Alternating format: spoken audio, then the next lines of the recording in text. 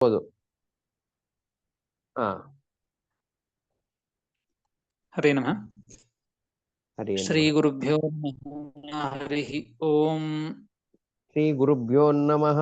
ಹರಿ ಓಂ.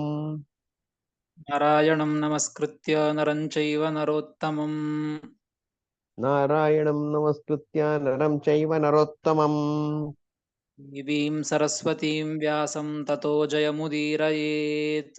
ದೇವೀಂ ಸರಸ್ವತಿಂ ವ್ಯಾಸಂ ತತೋ ಜಯಮುದೀರಯೇತ್. ಅಶೇಷ ವಾಗ್ಜಾಡ್ಯಮಲಾಪಹಂತ್ರೀ ಅಶೇಷ ವಾಗ್ಜಾಡ್ಯಮಲಾಪಹಂತ್ರೀ ನವಂ ನವಂ ಸ್ಪಷ್ಟ ಸುವಾಕ್ಪ್ರದಾಯಿನೀ ನವಂ ನವಂ ಸ್ಪಷ್ಟ ಸುವಾಕ್ಪ್ರದಾಯಿನೀ ಮೇಹ ಜಿಹ್ವಾಗ್ರ ಸುರಂಗ ನರ್ತಕೀ ಮಮೇಹ ಜಿಹ್ವಾಗ್ರ ಸುರಂಗನರ್ತಕೀ ಪ್ರಸನ್ನಾ ವದನೇ ಚ ಮೇ ಶ್ರೀಃ ಭವ ಪ್ರಸನ್ನ ವದನೆ ಚ ಮೇ ಶ್ರೀಃ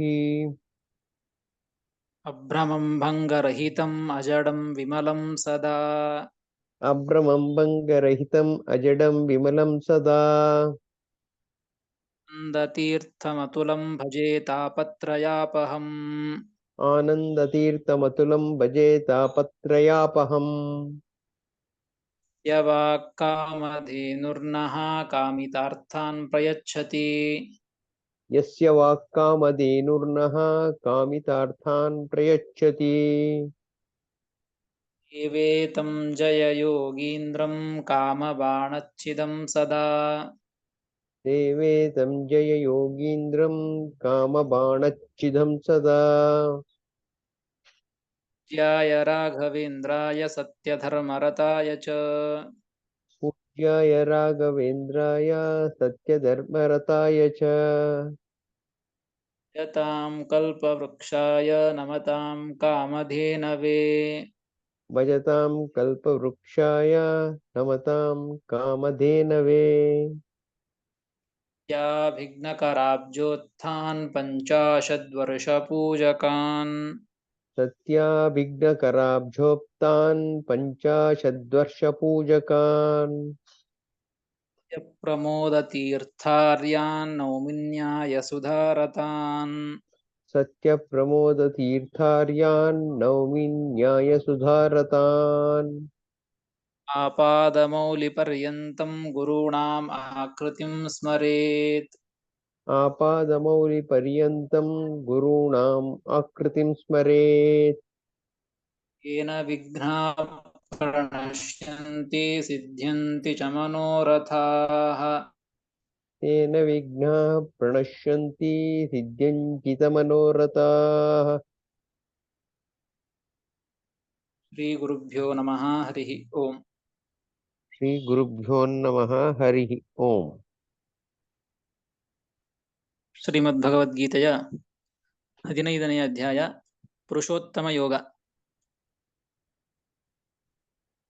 ಇಲ್ಲಿಯ ಮುಂಚೆ ಶ್ರೀಕೃಷ್ಣ ಪರಮಾತ್ಮ ಮೊದಲನೆಯ ಶ್ಲೋಕ 2ನೆಯ ಶ್ಲೋಕದಿಂದ ಜಗದ್ವೃಕ್ಷದ ಬಗ್ಗೆ ತಿಳಿಸಿಕೊಟ್ಟದ್ದು.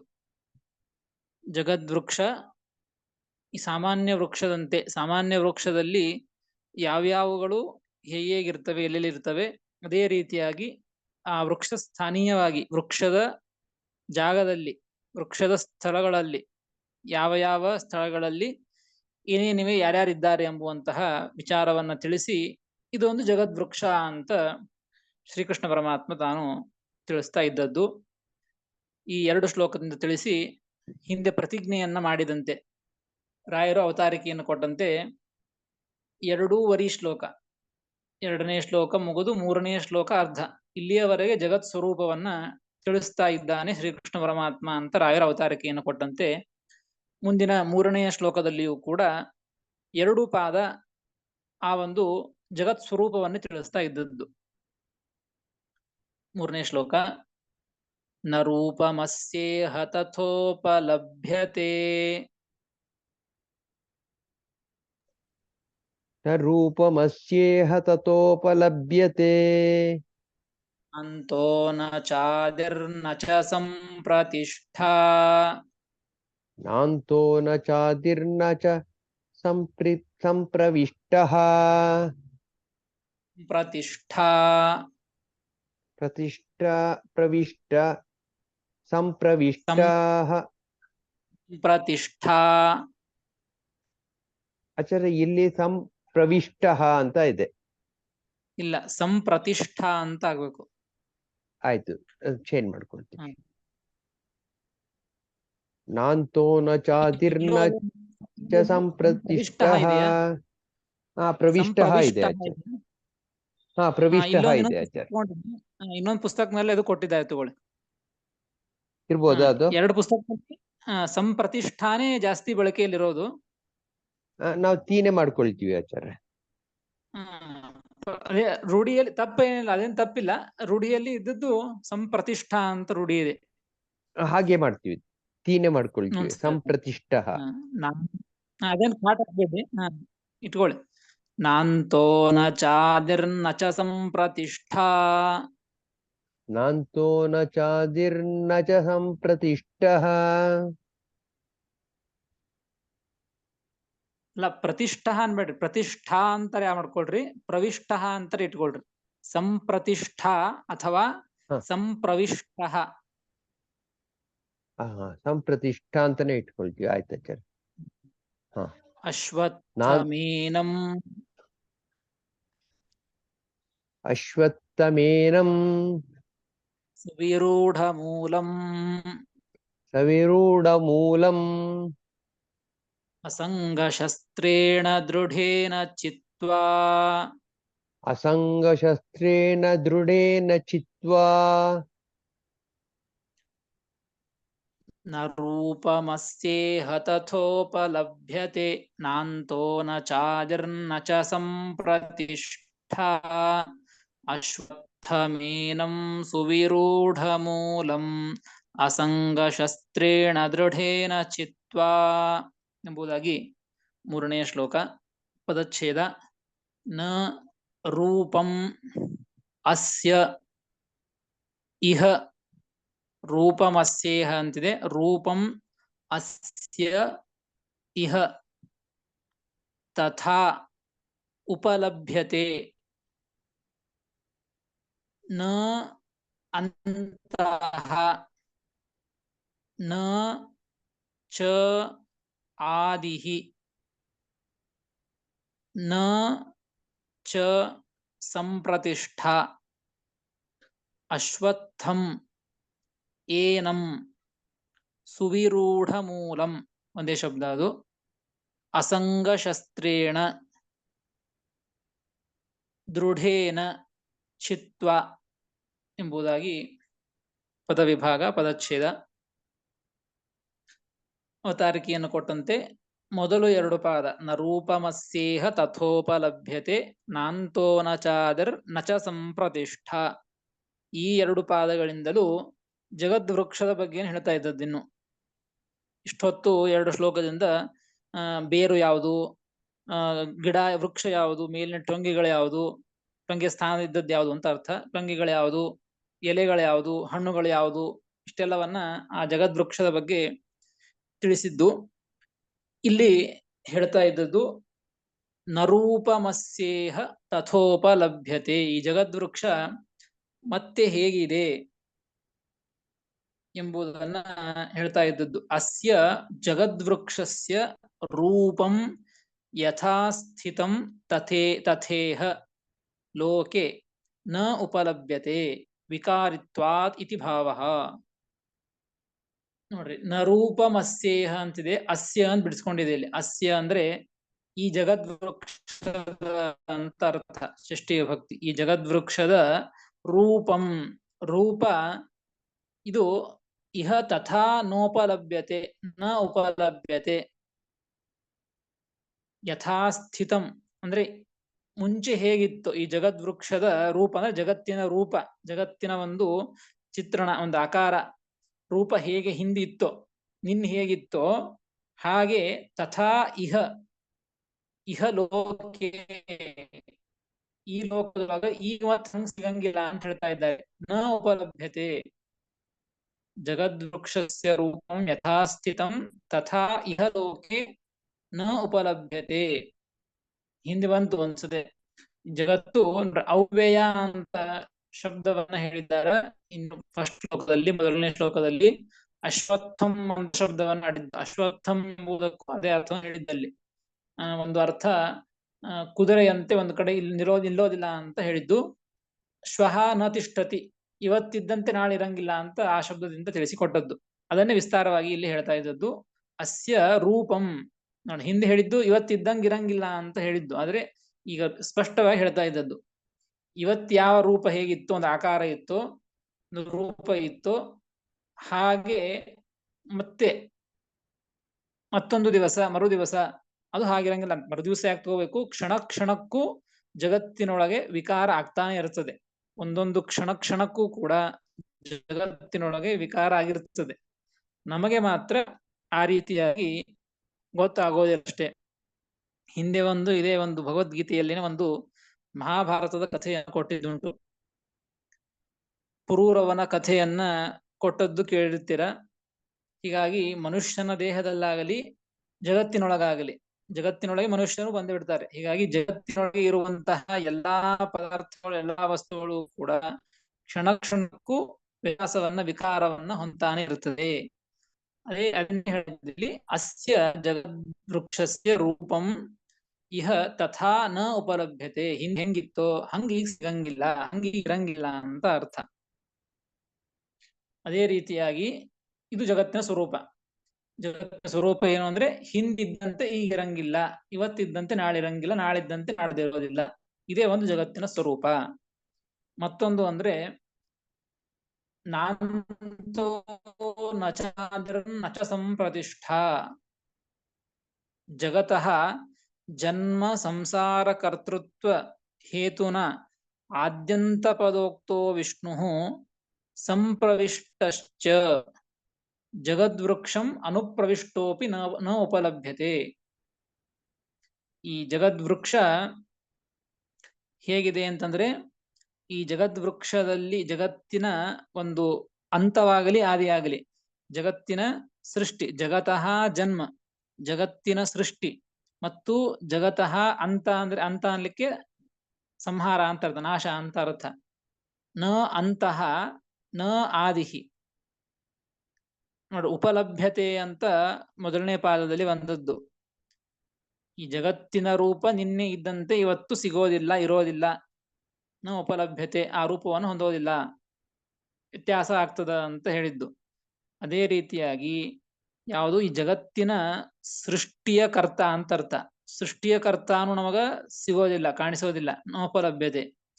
ಮತ್ತು ಸಂಹಾರಕರ್ತ, ಜನ್ಮ ಸಂಹಾರ ಕರ್ತೃತ್ವ ಹೇತುನ ಆದ್ಯಂತ ಪದೋಕ್ತಃ ವಿಷ್ಣು. ಇಲ್ಲಿ ನೋಡ್ರಿ, ಅಂತ ಆದಿ ಶಬ್ದಗಳಿಗೆ ಏನು ಅರ್ಥ ಅಂದ್ರೆ ಸೃಷ್ಟಿ ನಾಶ ಅಂತ ಅರ್ಥ ಇದೆ. ಆದ್ರೆ ಅದನ್ನು ತೆಗೆದುಕೊಳ್ಳಬಾರದಿಲ್ಲ. ರಾಯರ ಬರೆದದ್ದು ಈ ಎರಡು ಶಬ್ದಗಳಿಂದ ಯಾರನ್ನ ತೆಗೆದುಕೊಳ್ಳಬೇಕು ಅಂದ್ರೆ ವಿಷ್ಣುವನ್ನ, ಭಗವಂತನನ್ನು ತೆಗೆದುಕೊಳ್ಳಬೇಕು. ಯಾಕೆ?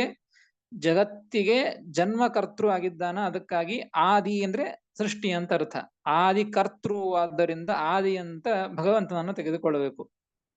ಹೇಗೆ ಜಗತ್ತಿನೊಳಗ ಯಾವ ಕೆಲಸವನ್ನ ಮಾಡುವಂತಹ ವ್ಯಕ್ತಿಯನ್ನ ಅದೇ ಕೆಲಸದಿಂದ ಕರೀತಿರ್ತಾರೆ. ಹಾಲನ್ನ ಮಾರುವಂತಹ ವ್ಯಕ್ತಿಗೆ ಕರೆಯುವಾಗ ಹಾಲು ಅಂತ ಕರೀತದೆ, ಮೊಸರು ಅಂತ ಕರೀತದೆ, ಮೊಸರನ್ನು ಮಾರ್ತಾ ಇದ್ದಾರೆ. ಹೀಗೆ ಆ ಭಗವಂತ ಜಗತ್ತಿನ ಸೃಷ್ಟಿಯನ್ನ ಮಾಡ್ತಾನಲ್ಲ, ಜಗತ್ತಿನ ಸೃಷ್ಟಿಯನ್ನ ಮಾಡ್ತಾ ಇರೋದರಿಂದ ಎಲ್ಲವೂ ಅವನ ಅಧೀನದಲ್ಲಿ ಅದ ಸೃಷ್ಟಿ. ಹೀಗಾಗಿ ಆ ಭಗವಂತನನ್ನೇ ಆದಿ ಅಂತ ಕರೆದದ್ದು. ಭಗವಂತನೇ ಎಲ್ಲವನ್ನ ನಾಶ ಮಾಡ್ತಾ ಇದ್ದುದರಿಂದಾಗಿ ಅವನ ಕೈಯಲ್ಲಿ ಎಲ್ಲವೂ ಅವನ ಅಧೀನದಲ್ಲಿರುವುದರಿಂದ ಭಗವಂತನನ್ನೇ ಇಲ್ಲಿ ಅಂತ ಕರೆದದ್ದು. ಹೀಗಾಗಿ ಅಂತ ಆದಿ ಶಬ್ದಗಳನ್ನ ಭಗವತ್ ಪರವಾಗಿ ನಾವು ತಿಳಿದುಕೊಳ್ಳಬೇಕು. ಅದನ್ನು ಜನ್ಮ ಸಂಸಾರ ಕರ್ತೃತ್ವ ಹೇತುನ ಆದ್ಯಂತ ವಿಷ್ಣು ಅಂದ್ರೆ ವಿಷ್ಣು ಅಂತ ಅರ್ಥ. ಸಂಪ್ರವಿಷ್ಟ ಅಥವಾ ಸಂಪ್ರತಿಷ್ಠ ಎರಡು ಶಬ್ದಗಳು. ಜಗದ್ವೃಕ್ಷಂ ಅನುಪ್ರವಿಷ್ಟೋಪಿ ನ ಉಪಲಭ್ಯತೆ. ನೋಡಿ, ಸಂಪ್ರತಿಷ್ಠ ಅಥವಾ ಸಂಪ್ರವಿಷ್ಟ ಅಂದ್ರೆ ಜಗತ್ತಿನೊಳಗೆ ಪ್ರವಿಷ್ಟನಾದವನು ಭಗವಂತ, ಜಗತ್ತಿನೊಳಗೆ ಎಲ್ಲ ಕಡೆಗೂ ವ್ಯಾಪ್ತನಾದವನು ಭಗವಂತ. ಸಂಪ್ರವಿಷ್ಟ ಅಂದ್ರೂ ಭಗವಂತ ಅರ್ಥ. ಆ ಭಗವಂತ ಆದಿನೂ ಹೌದು, ಅಂತನೂ ಹೌದು, ಪ್ರವೇಶ ಮಾಡಿದಂತಹ ವ್ಯಕ್ತಿಯೂ ಹೌದು. ಇವ್ಯಾವೂ ನಮಗೆ ಸಿಗೋದಿಲ್ಲ ಅಂತ ಹೇಳ್ತಾರೆ. ಅಂತನಾದಂತಹ ಆದಿಯಾದಂತಹ ಭಗವಂತ ಈ ಜಗದ್ವೃಕ್ಷದೊಳಗ ಪ್ರವೇಶ ಮಾಡ್ಯಾನ. ಪ್ರವೇಶ ಮಾಡಿದರೂ ಕೂಡ ನೋಡ್ರಿ, ಒಬ್ರು ಮನೆಯಲ್ಲಿ ಪ್ರವೇಶ ಮಾಡಿದ್ದಾರೆ ಅಂದ್ರೆ ಆ ಮನೆಯೊಳಗೆ ನಾವು ಹೋದ್ರೆ ಆ ವ್ಯಕ್ತಿ ಕಾಣಿಸ್ತಾನ ನಮಗ. ಆದ್ರೆ ಭಗವಂತ ಮಾತ್ರ ಈ ಜಗತ್ತೆಂಬುವಂತಹ ವೃಕ್ಷದೊಳಗೆ ಪ್ರವಿಷ್ಟನಾಗ್ಯಾನ. ಪ್ರವಿಷ್ಟನಾದರೂ ಕೂಡ ನ ಉಪಲಭ್ಯತೆ, ಉಪಲಭ್ಯತೆ ಅದನ್ನ ಇಲ್ಲೂ ಸೇರಿಸಿಕೊಳ್ಬೇಕು. ಅದನ್ನ ಬರೀ ಒಂದನೇ ಪಾದಕ್ಕಷ್ಟೇ ಅಲ್ಲ. ಅಂತಹ ನ ಉಪಲಭ್ಯತೆ, ಆದಿಹಿ ನ ಉಪಲಭ್ಯತೆ, ಸಂಪ್ರತಿಷ್ಠಾ ನ ಉಪಲಭ್ಯತೆ. ಅಂತನಾದ ಆದಿಯಾದ ಒಳಗೆ ಪ್ರವೇಶ ಮಾಡಿದರೂ ಕೂಡ ಆ ಭಗವಂತ ನ ಉಪಲಭ್ಯತೆ, ನಮಗೆ ಸಿಗೋದಿಲ್ಲ.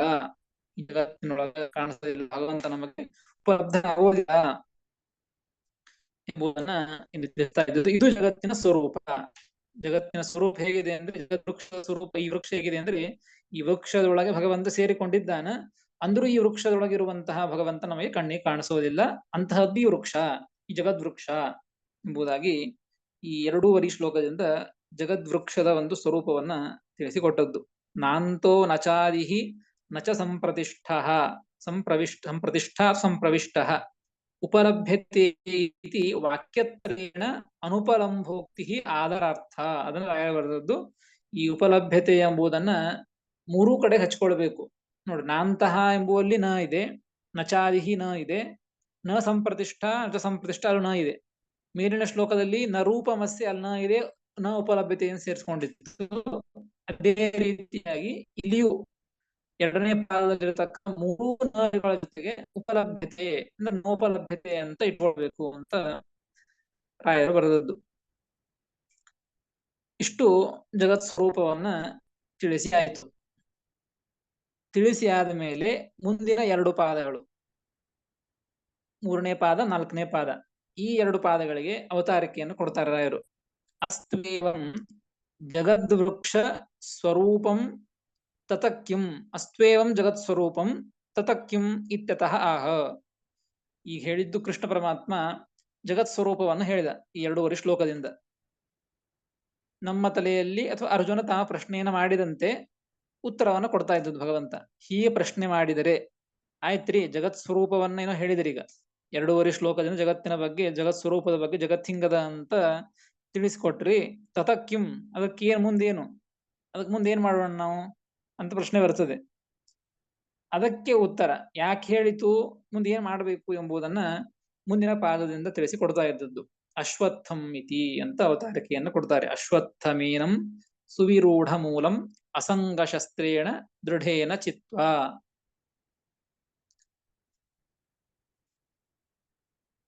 ಸುವಿರೂಢ ಮೂಲಂ ಪ್ರಬಲ ವಿಷ್ಣುವಾದಿ ಬಹುಮೂಲಕಂ ಏನಂ ಪ್ರಾಗುಕ್ತಂ ಅಶ್ವತ್ಥನಾಮಕಂ ಜಗದ್ವೃಕ್ಷಂ. ನೋಡಿ, ಸುವಿರೂಢ ಮೂಲಂ ಅಂತಿದೆ. ಸುವಿರೂಢ ಮೂಲಂ ಅಶ್ವತ್ಥ ಏನಂ ಅಶ್ವತ್ಥಂ ಅಂತ ಅನ್ವಯ. ಸುವಿರೂಢ ಮೂಲ,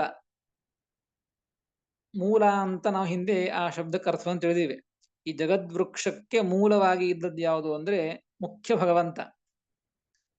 ಆಮೇಲೆ ಚಿತ್ ಪ್ರಕೃತಿ ಇವೆಲ್ಲವೂ ಮೂಲ ಅಂತ ಹೇಳಿದದ್ದು. ಎಲ್ಲದಕ್ಕೂ ಮೂಲ ಯಾವುದು? ಭಗವಂತ ಅಂತ ತಿಳಿದದ್ದು. ಸುವಿರೂಢ ಪ್ರಬಲ ವಿಷ್ಣುವಾದಿ ಬಹುಮೂಲಕಂ, ಭಾರಿ ಬಲಿಷ್ಠನಾಗಿ ಎಲ್ಲರಿಗಿಂತಲೂ ಪ್ರಬಲನಾಗಿ ಯಾರಪ್ಪ ಅಂದ್ರ ವಿಷ್ಣು. ಪ್ರಬಲ ವಿಷ್ಣುವಾದಿ ಬಹುಮೂಲಕಂ, 3 ತೆಗೆದುಕೊಳ್ಳಬಹುದು. ಪ್ರಬಲ ವಿಷ್ಣುವಾದಿ ಅಂತ ತೆಗೆದುಕೊಂಡದ್ದು. ವಿಷ್ಣುವಾದಿ ಅಂದ್ರ ವಿಷ್ಣುವನ್ನ ಮೊದಲು ಮಾಡಿಕೊಂಡು ಅಂದ್ರೆ 3 ಏನು ಹಿಂದೆ ತಿಳಿದಿತ್ತಲ್ಲ, 3 ಏನು ಸತ್ ಚಿತ್ ಪ್ರಕೃತಿ, ಅಚಿತ್ ಪ್ರಕೃತಿ ಮತ್ತು ಭಗವಂತ, ಮುಖ್ಯ ಭಗವಂತ. ಈ 3ಗಳೇನವಲ್ಲ, ಇವೇ ಮೂಲವಾಗಿ ಉಳ್ಳದ್ದು ಯಾವುದು? ಈ ಜಗದ್ವೃಕ್ಷ. ಅಶ್ವತ್ಥನಾಮಕಂ ನೋಡ್ರಿ, ಅಶ್ವತ್ಥಮೇನಂ. ಅಶ್ವತ್ಥಮೇನಂ ಅಂದ್ರೆ ಏನಂ ಅಶ್ವತ್ಥಂ. ಈ ಅಶ್ವತ್ಥ ಎಂಬುವಂತಹ ಹೆಸರಿನ ಜಗದ್ವೃಕ್ಷ ಅಂತ ಅರ್ಥ. ಅಶ್ವತ್ಥನಾಮಕಂ ಜಗದ್ವೃಕ್ಷಂ. ಭಗವಂತ ಚಿತ್ ಪ್ರಕೃತಿ ಅಚಿತ್ ಪ್ರಕೃತಿಯೇ ಮೂಲವಾಗಿ ಇರುವಂತಹ ಅಶ್ವತ್ಥ ಎಂಬುವಂತಹ ಹೆಸರಿನ ಏನಂ ವೃಕ್ಷಂ, ಈ ವೃಕ್ಷವನ್ನ ಏನ್ ಮಾಡಬೇಕು ಅಂತಂದ್ರೆ ಈ ವೃಕ್ಷದ ಬಗ್ಗೆ ತಿಳಿಸಿಕೊಟ್ರು. ತಿಳಿಸಿ ಈ ವೃಕ್ಷವನ್ನ ಏನ್ ಮಾಡ್ಬೇಕು ಇಂತಹ ವೃಕ್ಷವನ್ನ ಅಂತಂದ್ರೆ ಅಸಂಗ ಶಸ್ತ್ರೇಣ ದೃಢೇನ ಚಿತ್ವಾ ಅಂತಿದೆ. ದೃಢೇನ ಅಸಂಗ ಶಸ್ತ್ರೇಣ, ದೃಢವಾದಂತಹ ಶಸ್ತ್ರದಿಂದ ಅದನ್ನ ಛೇದ ಮಾಡಬೇಕು ಅಂತ ಹೇಳ್ತಾ ಇದ್ದಾನೆ ಭಗವಂತ. ನೋಡ್ರಿ, ಅಸಂಗ ಶಸ್ತ್ರೇಣ ಎಂಬುದಕ್ಕೆ ಸಂಗರಾಹಿತ್ಯ ಸಹಿತ ಸಹಿತೇನ ಜ್ಞಾನಾಸಿನ ಚಿತ್ವಾ. ಅಸಂಗ ಶಸ್ತ್ರ ನೋಡಿ, ಶಸ್ತ್ರ ಅಂದ್ರೆ ಆಯುಧ. ಎಂತಹ ಶಸ್ತ್ರವನ್ನು ತೆಗೆದುಕೊಂಡು ಈ ಜಗದ್ವೃಕ್ಷವನ್ನ ಕಡಿಬೇಕು, ಛೇದ ಮಾಡಬೇಕು ಅಂದ್ರೆ ಅಸಂಗ ಶಸ್ತ್ರೇಣ ದೃಢೇನ ಅಸಂಗ ಶಸ್ತ್ರೇಣ, ದೃಢವಾದಂತಹ ಭಾರೀ ಗಟ್ಟಿಮುಟ್ಟಿಯಾಗಿರುವಂತಹ ಅಸಂಗ ಎಂಬುವಂತಹ ಒಂದು ಶಸ್ತ್ರ. ಏನ್ ಅಸಂಗ ಅಂದ್ರ ಯಾವ ವಿಷಯ ಪದಾರ್ಥಗಳ ಸಂಘವೂ ಆಗಿರಬಾರದು, ಯಾವ ವಿಷಯ ಪದಾರ್ಥಗಳ ಮೇಲೆಯೂ ಒಂದು ಅಭಿಲಾಷೆ ಇರಬಾರದು, ಎಲ್ಲವನ್ನು ತೊರೆಯಬೇಕು, ಯಾವುದರ ಸಂಘವನ್ನು ಇಟ್ಟುಕೊಂಡಿರಬಾರದು ಅಂತ ಅರ್ಥ. ಅದೇ ಒಂದು ಶಸ್ತ್ರ ಇದ್ದಂತೆ. ಈ ಜಗದ್ವೃಕ್ಷವ ಕಡಿಯೋದು ಹೇಗೆ ಅಂತಂದ್ರೆ, ಯಾವುದೋ ಒಂದು ಆಯುಧವನ್ನು ತೆಗೆದುಕೊಂಡು ಬಂದು ಚೂಪಾದ ಆಯುಧವನ್ನು ತೆಗೆದುಕೊಂಡು ಕಡಿತೀವಿ ಅಂದ್ರೆ ಕಡಿಲಿಕ್ಕಾಗೋದಿಲ್ಲ. ಅದನ್ನು ಕಡಿಬೇಕು ಅಂದ್ರೆ ಅಸಂಗ ಶಸ್ತ್ರೇಣ, ದೃಢವಾದಂತಹ ಒಂದು ಅಸಂಗ ಎಂಬುವಂತಹ ಸಂಗ್ರಾಹಿತ್ಯ, ಸಂಘವನ್ನು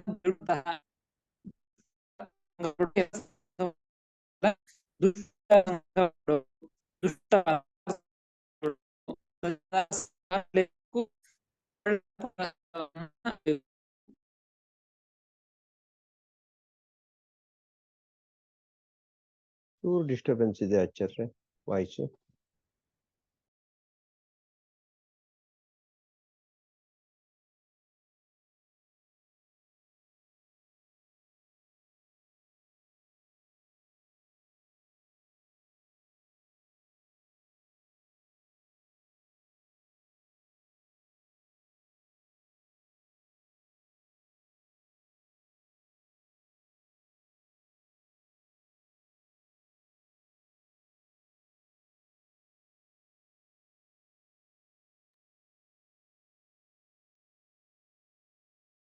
ಆಚಾರ್ಯ ಅನ್ಮ್ಯೂಟ್ ಮಾಡ್ಕೊಡ್ರಿ.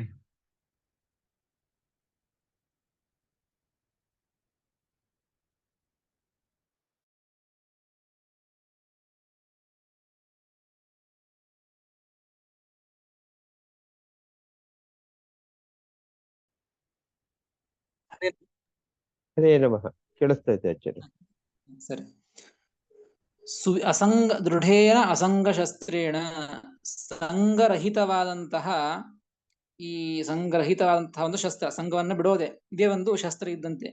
ಅದಷ್ಟೇ ಅಲ್ಲ, ಅದನ್ನ ಯಾರು ಹೇಳ್ತಾರೆ, ಈ ಕೇವಲ ನಾವು ಗೀತೆಯನ್ನು ನೋಡ್ಬಿಟ್ರೆ ಅಸಂಗ ಶಸ್ತ್ರೇಣ ಎಂಬುದಕ್ಕೆ ಸಂಗ್ರಹಿತವಾದಂತಹದ್ದು ಶಸ್ತ್ರದಿಂದ ಸಂಘವನ್ನು ಬಿಟ್ಬಿಡೋದು ಅಂತ ಇಷ್ಟೇ ಅರ್ಥ ಅನಿಸ್ಬಿಡ್ತದೆ. ಅಷ್ಟು ಬಿಟ್ಟ ಮಾತ್ರಕ್ಕೆ ಈ ವೃಕ್ಷವನ್ನು ಕಡಿಲಿಕ್ಕೆ ಆಗೋದಿಲ್ಲ. ಅದರ ಜೊತೆಗೆ ಅಸಂಗ ಶಸ್ತ್ರೇಣ ಅಂದ್ರೆ ಸಂಗರಾಹಿತ್ಯ ಸಹಿತೇನ ಜ್ಞಾನಾಸಿನ, ಜ್ಞಾನ ಎಂಬುವಂತಹ ಶಸ್ತ್ರ ಅಂತ ಹೇಳ್ತಾರೆ. ಶಸ್ತ್ರ ಅಂದ್ರೆ ಎಂತಹ ಶಸ್ತ್ರ, ಇದು ಬಿಡೋದು ಒಂದೇ ಶಸ್ತ್ರ ಅಂತ ಅರ್ಥ ಅಲ್ಲ, ಬಿಡೋದರ ಜೊತೆಗೆ ತತ್ವಜ್ಞಾನವನ್ನು ಪಡೆದುಕೊಳ್ಳಬೇಕು. ಆ ಪಡೆದುಕೊಂಡಾಗ ಮಾತ್ರ ಅದು ಒಂದು ಅಸಿ ಅಂದ್ರೆ ಶಸ್ತ್ರ.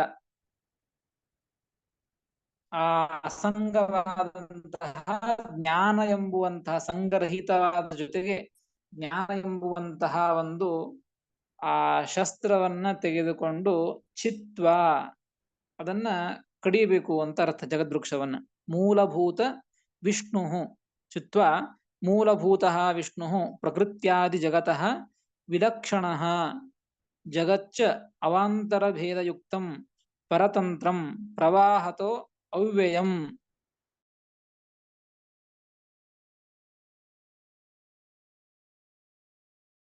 ಬೇಕು ಅಂತ ಹೇಳಿದರು. ಅಸಂಗರಹಿತವಾದಂತಹ ಅದರ ಜೊತೆಗೆ ಜ್ಞಾನ ಎಂಬುವಂತಹ ಆ ಶಸ್ತ್ರದಿಂದ ಜಗದ್ವೃಕ್ಷವನ್ನು ಕಡಿಬೇಕು ಅಂತ ಹೇಳ್ತಾ ಇದ್ದಾರೆ. ಏನೋ ಕಡಿಲಿಕ್ಕೆ ಆಯುಧ ಏನೋ ಸಿಕ್ತು ನಮಗ, ಈ ಜ್ಞಾನ ಎಂಬುವ ಸಂಗರಹಿತವಾದಂತಹ ಜ್ಞಾನ ಎಂಬುವಂತಹ ಶಸ್ತ್ರ ಏನೋ ಸಿಕ್ತು. ಆ ಶಸ್ತ್ರದಿಂದ ಕಡಿಯೋದು ಹೇಗೆ ಈ ವೃಕ್ಷವನ್ನು? ಈ ಸಾಧಾರಣ ಅಶಸ್ತ್ರವನ್ನು ತೆಗೆದುಕೊಂಡು ಕಡದಂತೆ ಕಡ್ಲಿಕ್ಕೆ ಆಗೋದಿಲ್ಲ. ಹಾಗಾದರೆ ಇದರಿಂದ ಚಿತ್ವ, ಕಡಿಯೋದು ಅಂದ್ರೆ ಏನು ಅಂತ ಬರೀತಾರೆ. ಚಿತ್ವ ಎಂಬುದಕ್ಕೆ ಮೂಲಭೂತ ವಿಷ್ಣು, ಮೂಲಭೂತನಾದವನು ಯಾರು? ವಿಷ್ಣು. ಈ ಭಗವಂತ ಈ ಚಿತ್ತು ಕಡಿಯೋದು ಅಂದ್ರೆ ಇದನ್ನ ತಿಳ್ಕೋಬೇಕು ಅಂತ ಅರ್ಥ. ಕಡಿಯೋದು ಅಂದ್ರೆ ಬೇರೆ ಏನೂ ಅಲ್ಲ. ಮೂಲಭೂತಃ ವಿಷ್ಣು, ಈ ಜಗದ್ವೃಕ್ಷಕ್ಕೆ ಮೂಲಭೂತನಾದವನು ಎಲ್ಲರಿಗಿಂತ ಮೂಲ ಭಗವಂತ ವಿಷ್ಣು. ಈ ಭಗವಂತ ಹೇಗಿದ್ದಾನೆ ಅಂದ್ರೆ ಪ್ರಕೃತ್ಯಾದಿ ಜಗತಃ ವಿಲಕ್ಷಣ.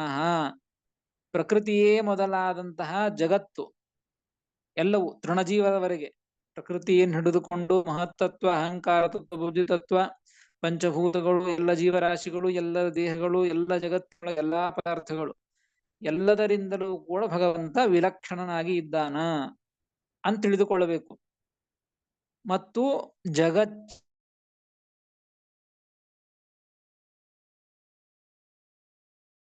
ಜಗತ್ತು ಒಂದಿರಬಹುದು, ಜಗತ್ತಿನೊಳಗೆ ಇರುವಂತಹಗಳು ಬೇರೆ ಬೇರೆ ಇವೆ, ಅವಾಂತರ ಭೇದಗಳಿವೆ.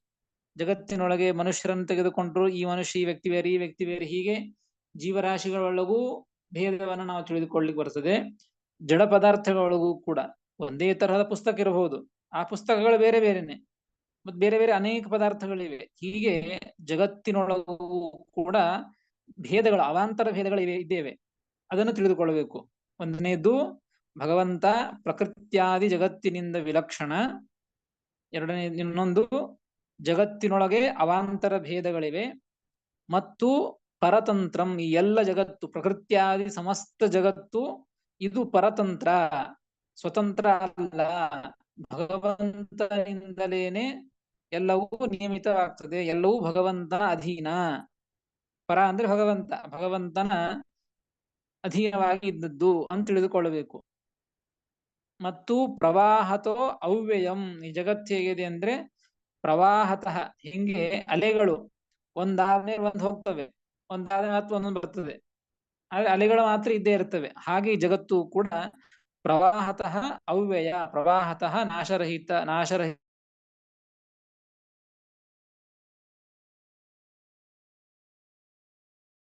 ಇಲ್ಲ. ಒಂದು ಒಟ್ಟ ಜಗತ್ತು ಹೋಗೋದೇ ಇಲ್ಲ ಅಂತೂ ಅರ್ಥ ಇಲ್ಲ, ಜಗತ್ತು ಹೋಗ್ತಾನೆ ಇರ್ತದೆ. ಒಂದು ಬ್ರಹ್ಮದೇವರ ಆಯುಷ್ಯ ಮುಗಿತು ಅಂದ್ರೆ ಮತ್ತೆ ಭಗವಂತ ಸೃಷ್ಟಿಯನ್ನು ಮಾಡ್ತಾನೆ, ಮತ್ತೊಂದು ಜಗತ್ತು ಬರ್ತದೆ. ಆದ್ರೆ ಹೀಗೆ ಜಗತ್ತು ಇಲ್ಲಿಗೆ ನಿಂತು ಅಂತ ಇರುವುದಿಲ್ಲ. ಹೇಗೆ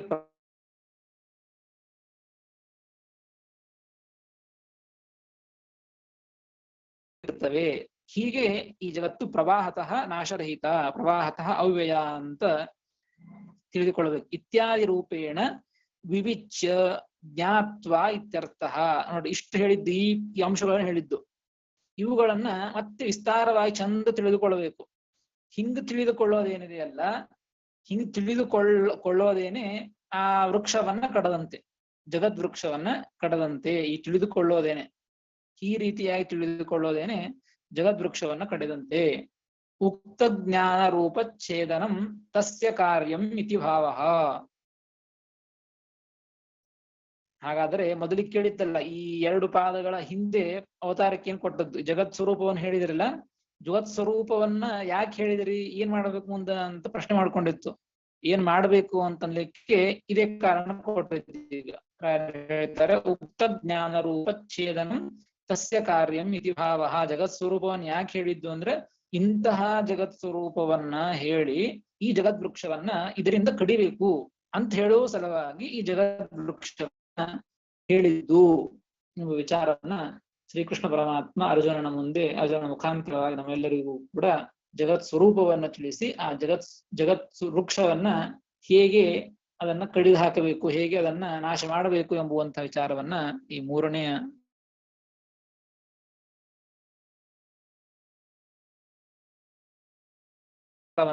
ತಿಳಿಸಿಕೊಡ್ತಾನೆ. ಅದನ್ನು ಮತ್ತೆ ನಾಳೆ ತಿಳಿಯೋಣ ಅಂತ ಹೇಳ್ತೇನೆ. ಶ್ರೀಕೃಷ್ಣ ಅರ್ಪಣಮಸ್ತು. ಹರಯೇ ನಮಃ.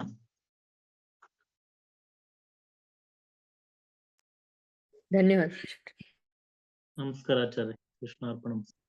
ಕೃಷ್ಣಾರ್ಪಣಮಸ್ತು. ಮಧ್ವೇಶಾರ್ಪಣಮಸ್ತು.